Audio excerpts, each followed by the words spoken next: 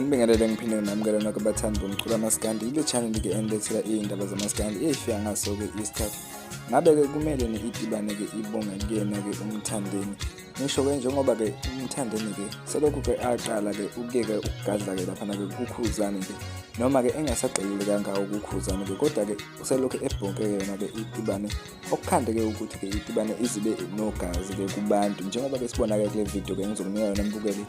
Intibane ke ithandwa kakhulu ke kodwa ke kukhona ke labo abanye ke njengoba wazi ke mbukeli ukuthi ngeke siye anqanye singewona ke amanzi. Kukhona ke laba bathi ke uma ke Intibane yadunyiswa uyena ke umthandeni kungani ke omshovo kanye nabo ke oshilisi bengadumile ke njengoba ke behamba nalo ke igcokama elisha. Ake kuthini ke ukubona kwakho mbukeli ke uma ke Intibane ke isithandwa kangaka izwe lonke. Lezinto ke mbukeli bese kulethele zona sisohlangana ezazi lapha i-comment section sizokuvula kombukeli. Siyabonga.